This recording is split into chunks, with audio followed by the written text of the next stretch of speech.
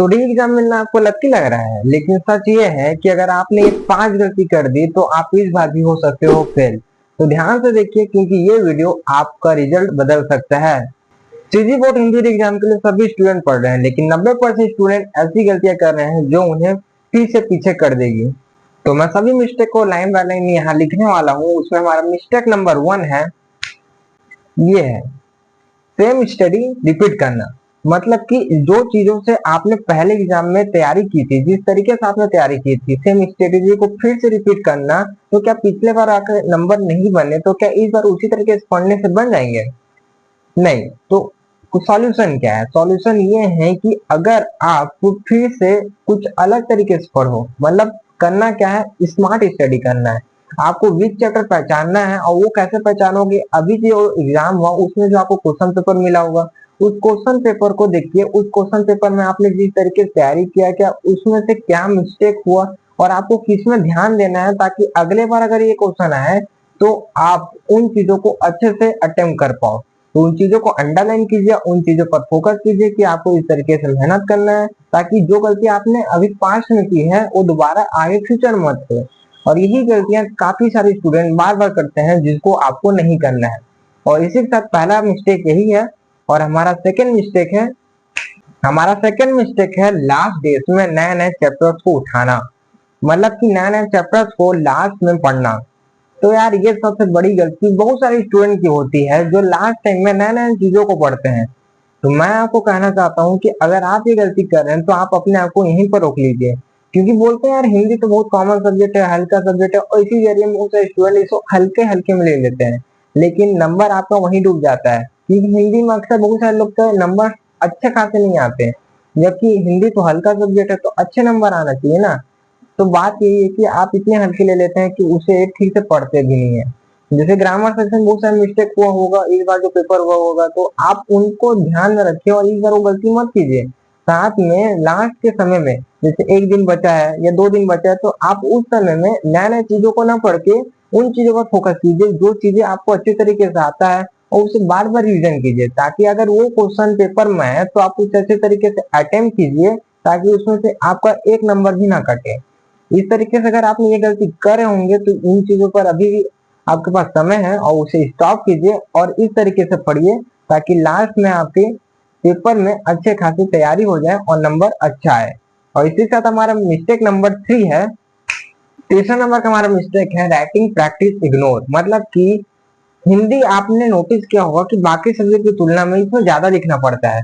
इसमें होता इतनी सारी चीजें हैं जिसको लिखने के लिए आपको बहुत ज्यादा राइटिंग स्किल को रखना जरूरी है। अगर आपको बहुत कुछ आता भी है, लेकिन अगर आप लिख नहीं पाए तो क्या मतलब का?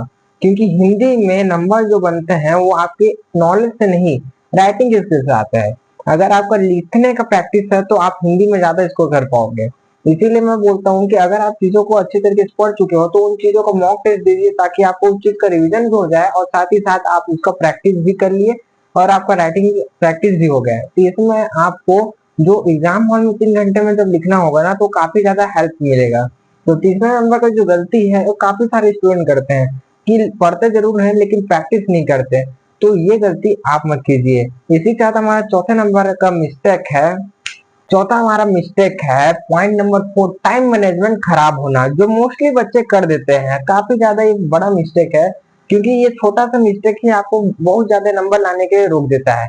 क्योंकि आपने ये नोटिस किया होगा कि यार हिंदी का एक ऐसा इकलौता सब्जेक्ट है जिसमें बहुत सारी चीजों को हमको लिखना पड़ता है, और कई बार ऐसा होता है कि पेपर आता है, सब आता है, लेकिन टाइम खत्म हो जाता है। मतलब पेपर में सभी क्वेश्चन के आंसर आपको पता है, लेकिन टाइम की कमी की वजह से आप उसे लिख नहीं पाते, और जब आप सिर ऊपर करते हो तो टीचर आके आपका आंसर शीट को लेके चला जाता है। उस दिन जो दुख होता है ना यार, एकदम अलग ही लेवल का रहता है।